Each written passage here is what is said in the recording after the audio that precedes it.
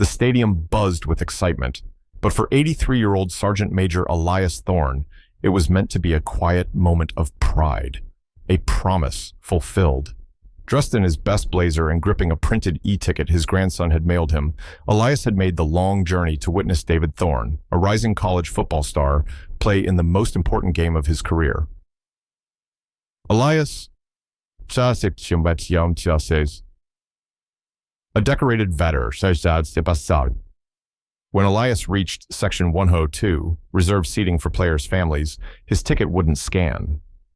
A young usher, clearly overwhelmed, referred him to security.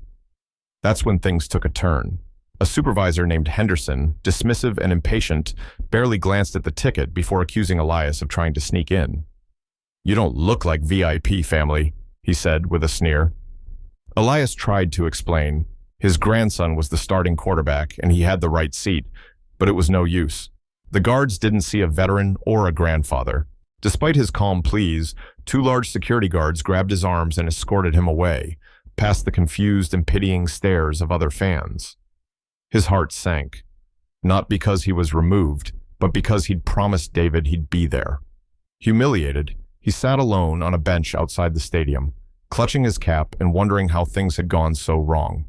The ticket may not have scanned, but Elias Thorne's worth was never in question, not for his family, not for his country. Elias Thorne had never asked for special treatment. The 83-year-old veteran had faced battlefields, buried comrades, and built a quiet life of integrity after returning from decades of military service. But nothing had prepared him for the sheer humiliation he felt as 2 uniformed stadium guards dragged him out of Section 102, his grandson's section, while thousands of fans watched in confused silence. He wasn't resisting, wasn't even raising his voice. All he wanted was to watch David play the championship game, just like he promised when David was a boy.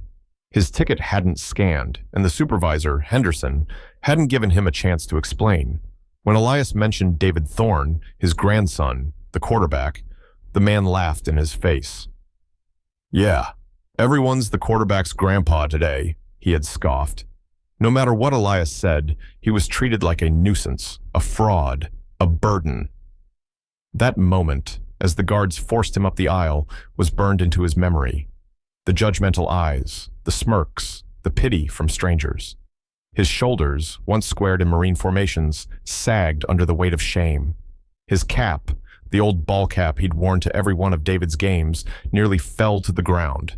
He caught it just in time and clutched it like a lifeline. Outside the stadium, Elias sat on a cold concrete bench. The muffled roar of the crowd inside was a cruel reminder of what he was missing. He tried to compose himself, to figure out how to call David after the game without sounding like he'd been tossed out like trash. His only hope had been a desperate plea to a guard, mentioning the name of General Alistair Hammond, a man he'd once served beside in a forgotten corner of the world. It had seemed hopeless, until everything changed. Inside the stadium, a woman who had overheard Elias's plea had made a call, one that reached higher than anyone imagined. Within minutes, the stadium's energy shifted. The crowd's cheer faded to confusion, then complete silence. The Jumbotron blinked with a startling announcement. "Game delayed, official statement pending." Then came a voice, firm, commanding, unmistakable. "This is General Alistair Hammond." Elias froze. His heart skipped. That voice, he'd know it anywhere. The general's words thundered through the stadium, calling out the inn. At that moment, Elias wasn't just an old man with a crumpled ticket. He was a veteran, a grandfather, a man whose sacrifices were finally unmissed. Just as Elias Thorne sat on a cold concrete bench outside the stadium, staring blankly at the roaring arena that now echoed with the sound of everything he was missing, fate intervened in a most unexpected way. Inside the stadium, fans and players alike were caught off guard as the massive Jumbotron abruptly shifted from game coverage to a simple, bold message. "Game delayed. Official announcement pending." Confused murmurs swirled like wind through the stands. Then, as silence fell across the field, a commanding voice rose through the PA system. Clear, steady, unmistakably military. "Attention, please." The name alone stopped conversation mid-sentence. Players froze, coaches turned, and even the referees stood at attention. Up in the VIP box, General Hammond, "It has come to my attention," he said, voice echoing with power and fury, "that Sergeant Major Elias Thorne, a decorated combat veteran and the grandfather of our starting quarterback, was wrongly and disrespectfully removed from his rightful seat by stadium security. This action is an affront not just to Mr. Thorne, but to every American who has ever served."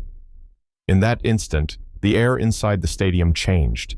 Shock rippled through the crowd. People looked around in disbelief. Was this really happening? Then came the directive that would go down. "This game will not continue," Hammond declared, "until Sergeant Major Thorne is located, personally apologized to by stadium officials, and escorted back to his seat in Section 102 with full respect and dignity. Any personnel responsible." Outside, Elias, still unaware of the storm brewing inside, before Elias could answer, Elias, visibly moved, nodded humbly and accepted the Chancellor's offered "Sergeant Major," he said, voice steady. "You belong here, and this entire stadium stands with you." The ovation grew louder, sustained and thunderous. David Thorne, on the field in full gear, raised a "A's." He returned to his rightful seat in Section 102. Elias's heart, heavy just minutes before, now beat with so. The atmosphere inside the stadium was electric, but not with the usual buzz of a championship game. Instead, it carried the weight of accountability, honor, and long overdue justice. As Sergeant Major Elias Thorne took his seat once again in Section 102, the very air seemed to shift. The man who had been humiliated and dismissed was now seated with reverence and admiration, surrounded by a sea of supportive fans and dignitaries. General Hammond remained at his side, a visible symbol of solidarity. The message was clear. No one would be allowed to dishonor a veteran without facing the consequences. The university wasted no time addressing the situation. The two security guards who had forcibly removed Elias were formally dismissed from duty before the crowd. Their earpieces were taken, badges removed, and they were quietly escorted out by senior staff.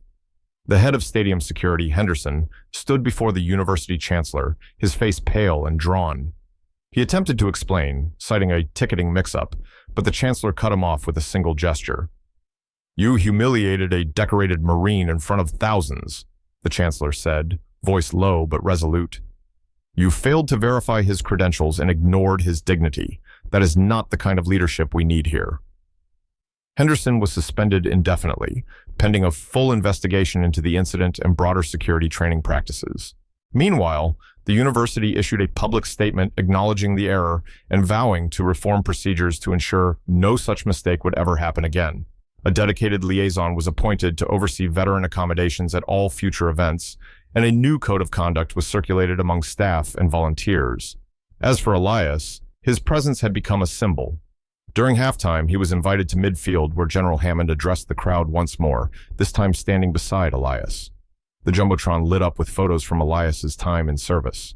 Grainy images of a young soldier in uniform, medals gleaming, standing proud among his comrades. The announcer recited his accomplishments: 3 decades in uniform, a Distinguished Service Cross, 2 Bronze Stars, and countless missions completed without recognition. "Let this man be known," Hammond declared, "not just for what he endured today, but for what he gave this country over a lifetime." Ticked. The crowd erupted again, rising to its feet in sustained applause. David Thorne, watching from the sidelines, wiped tears from his eyes and waved toward his grandfather. For Elias, the moment was surreal. He hadn't expected recognition. He had never asked for applause. All he had wanted was to sit quietly, watch his grandson play, and uphold a promise made long ago. But now, his story had touched thousands. Journalists in the press box were already writing headlines about the event. Social media was flooded with tributes to the quiet Marine who stopped the game. The rest of the match was played with a new sense of purpose. The Titans dominated the second half, David Thorne throwing a record number of touchdown passes, his eyes frequently glancing towards Section 102. Each time they connected, Elias would smile and give a small, knowing nod. After the final whistle, which sealed a historic victory for the Titans, the team gathered near the stands. David climbed into the section, pushing through the crowd until he reached his grandfather. The two embraced, a long and emotional hug that drew applause from everyone nearby. "You did it," Elias said, voice cracking. "We did it, Grandpa," David replied. "This was for you." In the days that followed, the story spread across the country. News outlets aired clips of the game delay, Hammond's announcement, and the ovation. Veterans groups across the nation praised the university's handling of the aftermath and called for similar respect at all public events. Elias Thorne, once just a quiet grandfather, was now a symbol of resilience and dignity. He returned home not with bitterness, but with renewed hope. Hope that the world still recognized honor, still respected sacrifice, and still understood what it meant to truly serve. And in that recognition, Elias found peace. The game had resumed, the final score recorded, but what would be remembered far longer than any play on the field was the moment one man's quiet presence demanded a nation to pause and listen.